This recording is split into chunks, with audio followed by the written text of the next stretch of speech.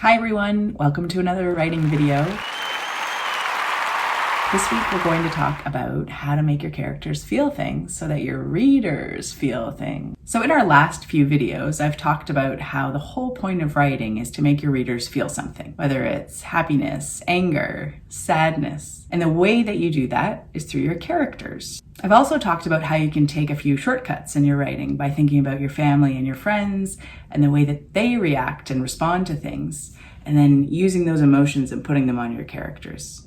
Now, another way of developing a strong character is to come up with a completely original one. But the trick there is that you have to spend a lot of time getting to know that character before you even start to write it. And one of the ways you can do that is with a character interview.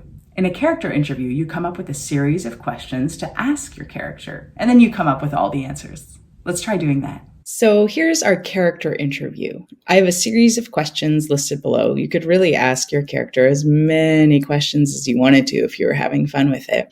But I thought a handful of them is a good way to start.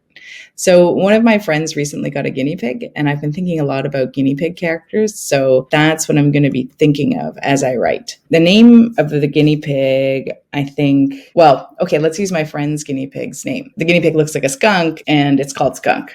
Skunk the guinea pig. Where and when were you born, Skunk? Well, I think that Skunk was born in a forest, maybe 5 years ago. So Skunk's 5 years old. Does Skunk have any siblings, and what are they like? Yes, Skunk has one brother named Hamster, and Hamster the guinea pig is kind of scared, and he doesn't like to take risks. Okay, so Skunk the guinea pig's best friend is a sparrow named Sparrow. I like giving animals human names. I think I've already said that before. Skunk's favorite food, well, he's a guinea pig, so veggies, and in particular, I think carrots and hay. Least favorite foods are, what could a guinea pig not like? Now here's where I might get a bit more imaginative and start making things up. Let's say that his least favorite foods are pickles and chips. Skunk is like the opposite of me. I love pickles and chips.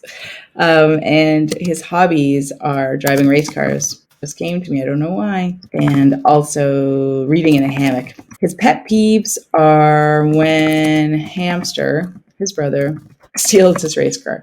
He doesn't like that one bit. And then, does Skunk have any annoying habits? Yeah, he has a bit of a temper. He gets angry really quickly. Steam comes out of his ears. Hey, that's the start of a character interview. So even if you don't use all of those answers that you came up with, you can see how we started with nothing. We didn't even start with a name. And then we had all of these interesting things about them. Now, again, most of this won't make it into your actual story, but what you are doing is getting to know your character. Because as you come up with all the different things that happen in your story, you'll automatically know what your characters are thinking, how they'll react, what they'll do, because you have that groundwork of who they are. To put everything all together, let's just go back to Skunk the guinea pig for a second. What you can do with that character now is put him in all sorts of different situations. So let's say that you wanted to write a story about two people making new friends.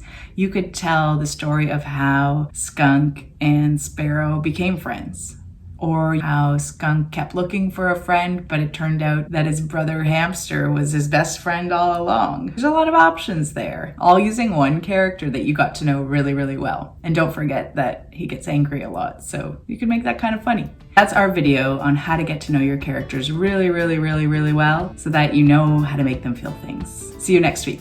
Bye-bye.